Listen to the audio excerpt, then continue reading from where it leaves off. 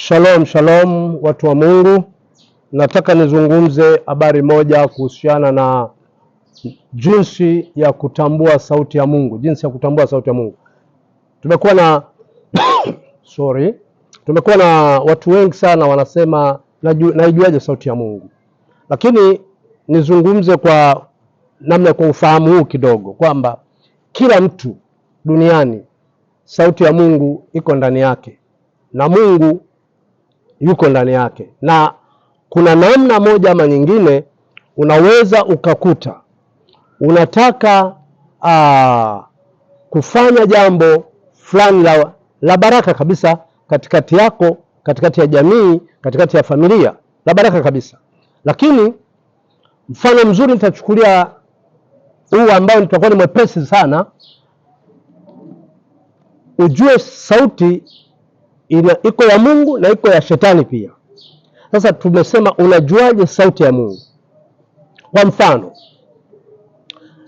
nichukue mfano huu ambao si mfano mzuri sana, lakini ndo hali halisi ya kijamii ambayo naweza mkanielewa vizuri. Unaweza ukawa una mpango mzuri kwamba nikipata pesa nataka nifanye jambo fulani 1, 2, 3 ambayo ni la kimaendeleo katika maisha. Lakini ghafla ni hela ndogo tu umepata labda 100,000. Alafu inainuka sauti moja, anatokea mbele yako Mwajuma au Ana, mzuri mrembo, roho ya tamaa ikawa ndani yako. Ukaanza kuifikiria ile 100,000 ufanyie budget kwa ajili ya Ana au Halima. Anakuambia sina pesa ya kusuka, sina pesa, nataka nile chipsi, mayai, nataka hivi. Na kwa sababu sauti inatoka ndani. Maana sema kiujazacho mtu moyo ndicho kitakachotoka.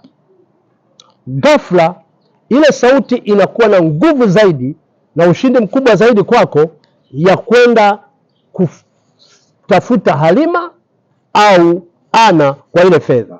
Alafu ndani yako inatokea sauti kwa upole kabisa, ya unyenyekevu kabisa, kwamba hii 100,000 kwa nini usingelipa deni pale kwa Masawe la 35,000? Kwa nini hii shilingi kadhaa? Na kwa nini usingetoa hata zaka shilingi 10,000 basi? Inakuambia mambo mazuri ya baraka. Sauti hiyo inakuja kwa upole, ya unyenyekevu mno ndani yako. Inapingana na ile sauti sauti kubwa yenye mamlaka kubwa ya kufanya uharibifu. Mara baada utakapofanya ule uharibifu, kitu kinachotokea unakuja kurudi sasa, unakuta unakumbushwa ile sauti ndogo ungeitii, ingekuwa baraka sana.